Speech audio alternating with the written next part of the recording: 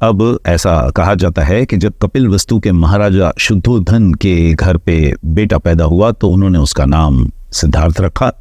और उस वक्त किसी व्यक्ति ने भविष्यवाणी की थी कि ये लड़का आगे चलकर राजमहल को त्याग देगा, और इसीलिए महाराजा शुद्धोधन ने सिद्धार्थ को हमेशा राजमहल के अंदर रखा और उसे जीवन की हर परेशानी से, जिंदगी के हर दुख से बचाने की कोशिश की। सिद्धार्थ के आसपास जो भी लोग होते थे वे सबसे हैंडसम और सबसे खूबसूरत चेहरे ही होते थे। सिद्धार्थ को सबसे बेहतरीन भोजन सर्व किए जाते थे और नेचुरली उन्हें सबसे बेहतरीन कपड़े ही पहनने के लिए दिए जाते थे।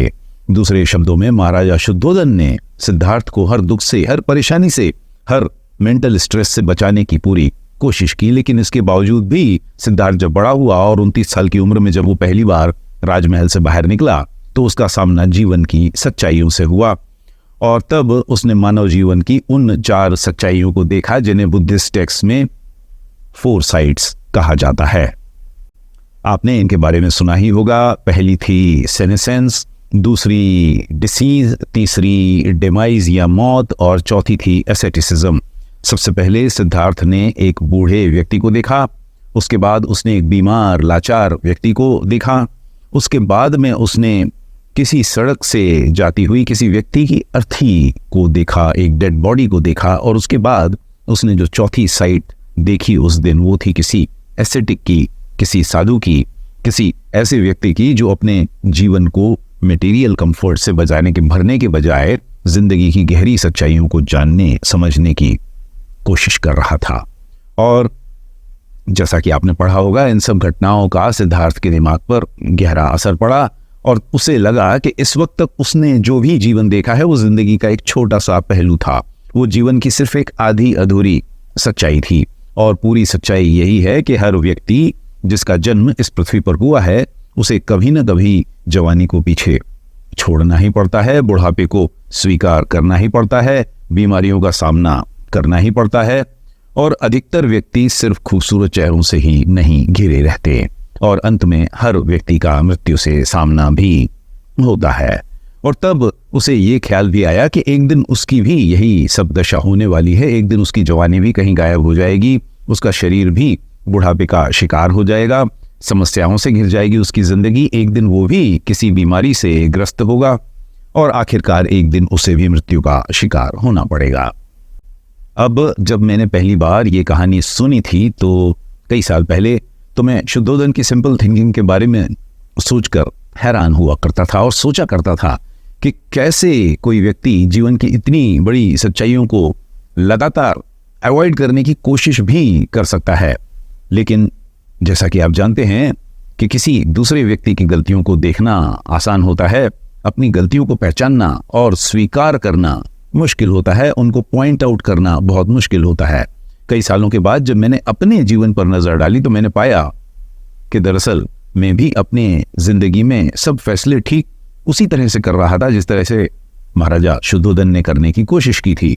फर्क सिर्फ यह है कि शुद्धोधन अपने बेटे को सांसारिक दुखों से बचाना चाहते थे, और मैं खुद अपने आप को डेली लाइफ के डिस्कम्फर्ट से लगातार बचाने की कोशिश करता चला आ रहा था। मैं भी अपने आप को हर तरह का कंफर्ट देने की कोशिश किया करता था, हर हाल में अपने आप को किसी भी फिजिकल डिस्कम्फर्ट या मेंटल परेशानी से बचाने की कोशिश किया करता था। लेकिन इसका नतीजा एकदम उल्टा होता था। अपने आप को कंफर्टेबल बनाने की कोशिशों में कंफर्ट्स का इतना आदी मैं हो चुका था कि थोड़ा सा डिस्कम्फर्ट भी मुझे रुला देता था। किसी भी छोटे से छोटे बदलाव की वजह से मैं रोने धोने लगता था, और जब भी मैं किसी स्ट्रेसफुल सिचुएशन से गुजर रहा होता था तो मैं उस स्ट्रेस, उस तनाव, उस परेशानी को कम करने के लिए जंक फूड का सहारा लिया करता था, स्मोकिंग का सहारा लिया करता था, ड्रिंक्स का सहारा लिया करता था। और जैसा कि आप समझ सकते हैं कि उस जंक फूड से मेरी परेशानी, मेरी दिक्कत वहीं की वहीं बनी रहती थी। इनफैक्ट वो थोड़ी सी और भी ज़्यादा बढ़ जाती थी, क्योंकि उस जंक फूड को खाने से न सिर्फ मेरा शरीर कुछ और कमज़ोर और बीमार हो जाता था, न सिर्फ मेरे ब्लड ग्लूकोज लेवल्स में कुछ और ज़्यादा अननेसेसरी जंप्स आते थे, बल्कि मेरे सोचने समझने की शक्ति भी पहले से कुछ ज़्यादा कमज़ोर हो चुकी होती थी। इसी तरह से जब मैं कोई काम करते करते थक जाता था या कभी 2-4 मिनट के लिए भी बोर हो जाता था तो जेब से एक सिगरेट निकालता था और एक उसे जला लेता था। और मुझे याद है कि मैं एक दिन में कम से कम 20-25 बार तो बोर हो ही जाता था। और जब दिन भर का काम खत्म करके मैं शाम को घर लौटा करता था तो दिन भर के काम की परेशानियों को भूलने के लिए बियर की 1-2 बॉटल्स खाली कर दिया करता था, या कभी कभी विस्की के 1-2-3 पैक्स चढ़ा लेता था। लेकिन इस तरह की लाइफस्टाइल के चलते मेरी परेशानियों को कम करने की कोशिशों के बावजूद दरअसल मेरी परेशानियां बढ़ती ही जा रही थी। और परेशानियां कम होना तो खैर एक तरफ, इस तरह की लाइफस्टाइल के चलते मेरी फिजिकल हेल्थ भी बर्बाद होती जा रही थी और उसके साथ ही साथ मेरे दिमाग में चिंताओं का घेराव और ज़्यादा बढ़ता जा रहा था। और जिस तरह से ज़िंदगी ने सिद्धार्थ को एक दिन उसे असली शिक्षा देने के लिए महलों से बाहर निकाला और किसी बूढ़े व्यक्ति से, किसी इनवैलिड व्यक्ति से, किसी एस्थेटिक से, किसी साधु सन्यासी से उसका सामना कराया, ठीक उसी तरह से मेरी ज़िंदगी ने, मेरी लाइफ ने भी मुझे अगला महत्वपूर्ण सबक सिखाने के लिए मुझे सोरायसिस जैसी बीमारी से नवाजा। अब जैसा कि आप जानते होंगे कि सोरायसिस या एक्जिमा एक ऑटो इम्यून डिसीज़ है और इसके बारे में कहा जाता है कि एक बार जब वो किसी व्यक्ति को हो जाती है तो फिर पूरी ज़िंदगी उसका साथ नहीं छोड़ती और कब्र तक उसके साथ जाती है, जिसका दूसरे शब्दों में सीधा सीधा मतलब है कि इस बीमारी का कोई इलाज नहीं है। लेकिन जब आज मैं पीछे पलट कर देखता हूं तो मुझे लगता है कि इस सोरायसिस के होने की वजह से ही मुझे अपने जीवन को एक नए तरीके से देखने का मौका मिला, अपने लाइफस्टाइल चॉइसेस को और अपनी फूड चॉइसेस को ज़्यादा गहराई से एग्जामिन करने का एक मौका मिला। और इसीलिए उस बीमारी को आज मैं कुदरत का, इस कायनात का एक आशीर्वाद मानता हूँ। जिस तरह से प्रिंस सिद्धार्थ उन 4 लोगों को देखने के बाद अपने जीवन के बारे में फिर से सोचने पर मजबूर हुए, ठीक उसी तरह से एक्जिमा होने की वजह से, सोरायसिस होने की वजह से मैं अपनी डाइट पर, अपनी डेली फूड चॉइसेस पर भी एक नई गहरी नज़र डाल पाया और उसके चलते फिर मैं फास्टिंग के फ़ायदों को भी समझ पाया। दूसरे शब्दों में मुझे सोरायसिस की बीमारी बिना किसी वजह से ही नहीं हुई थी, बल्कि वो मेरी बॉडी द्वारा भेजा गया मुझे एक मैसेज था कि मैं अपने खाने पीने की चॉइसेस में काफ़ी गलतियां कर रहा हूं, मेरे खाने पीने की आदतें गलत हो चुकी हैं और मुझे उनमें सुधार लाने की ज़रूरत है। और तब से मैं हमेशा यही फ्रेम ऑफ माइंड लेकर चलता हूं और आज भी यदि मुझे कोई छोटी मोटी परेशानी भी अपनी बॉडी में दिखाई देती है, अपने हेल्थ में दिखाई देती है, तो मैं उसे इग्नोर नहीं करता, बल्कि पिछले कुछ दिनों या हफ्तों के दौरान अपने द्वारा खाए गए भोजन को क्रिटिकली एग्जामिन करता हूं और देखने की कोशिश करता हूं कि आखिर मैंने ऐसा क्या कुछ गलत खाया था या कुछ ऐसी गलत लाइफस्टाइल चॉइस को अपनाया था जिसकी वजह से मुझे ये हेल्थ प्रॉब्लम हो रही है। और इसीलिए अब मुझे बीमारियों से डर नहीं लगता, बल्कि मैं उन्हें शरीर द्वारा भेजे गए वेकअप कॉल्स के रूप में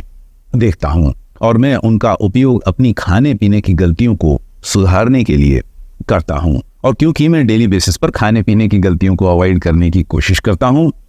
तो इसीलिए मुझे डॉक्टर्स और अस्पतालों के चक्कर नहीं काटने पड़ते, हॉस्पिटल्स में जाने की ज़रूरत नहीं पड़ती और ना ही मुझे अपनी ज़िंदगी भर की कमाई मेडिकल सिस्टम की मदद से अपने आप को ज़िंदा रखने के लिए उड़ानी पड़ती है। और मैं अपने खाने पीने की गलतियों को अवॉइड करने की कोशिश इसलिए करता हूं क्योंकि मैं अच्छी तरह से समझता हूं कि ये जो मॉडर्न मेडिकल सिस्टम है वो मुझे ज़िंदा तो रख सकता है, लेकिन मेरी क्रॉनिक डिसीजेस से मुझे पूरी तरह से छुटकारा नहीं दिला सकता। उसके लिए मुझे अपनी लाइफस्टाइल बदलनी ही पड़ेगी, अपनी फूड चॉइसेस बदलनी ही पड़ेगी और कोई रास्ता अल्टरनेटिव नहीं है। और ये मेरा मानना है कि यदि मुझ जैसा एक साधारण व्यक्ति इस लेवल पर पहुंच सकता है